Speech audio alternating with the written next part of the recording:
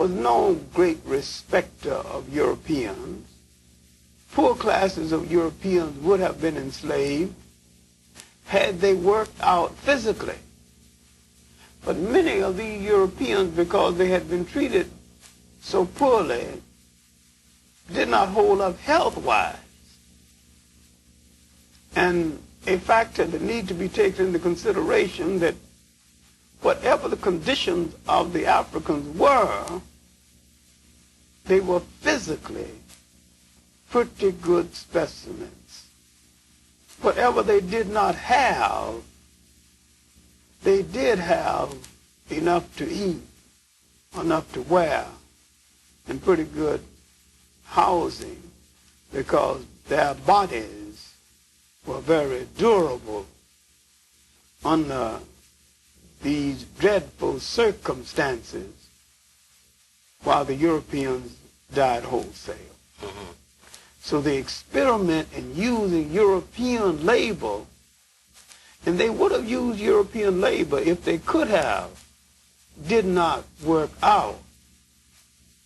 So there was no transfer of slaves of consequence in the interim years between the Portuguese entry until after 1492 in the scramble for land in the New World.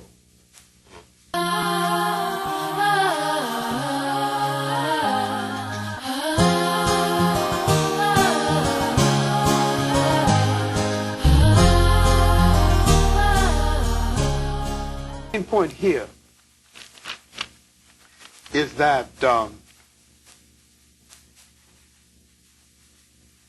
the need was created by the European scramble for land in the New World. At first, the contest was between Spain and Portugal with the sanction of the Catholic Church. The church was the major authority in the Europe of that day. England had some difficulty with the church, and so therefore England was outside for the first 100, maybe almost for the first 150 years. And so England ran errands in the trade without being in the center of the trade. Because England was outside the church. England was outside of the Catholic Church. Mm-hmm. And it was not until England pulled completely away and established her authority with the Church of England, then went into the trade under its own banner.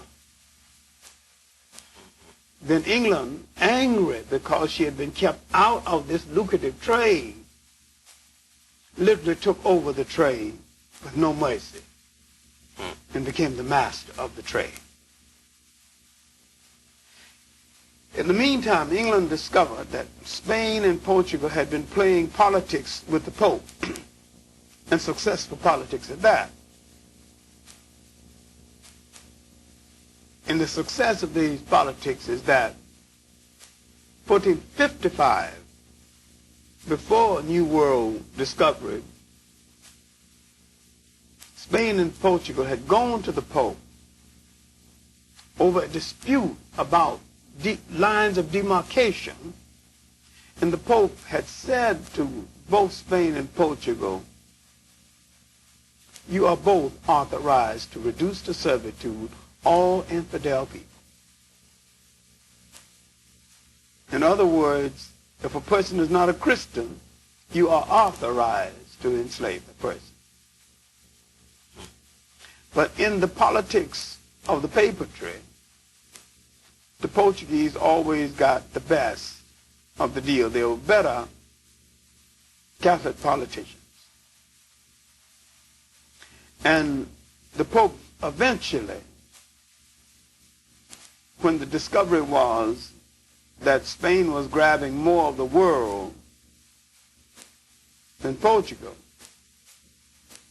There was a treaty of Tordesillas. Pope had said, you take the East and you take the West, and you two good Catholic nations stop fighting among yourselves. And this was really as a result of Christopher Columbus grabbing. Christopher Columbus wasn't supposed to come to the New World. That was a violation of an agreement. But the Treaty of Tordesillas gave Portugal a big country called Brazil. Portugal, being so small, didn't have the money and the manpower to manage a country. And Portugal got lost in Brazil.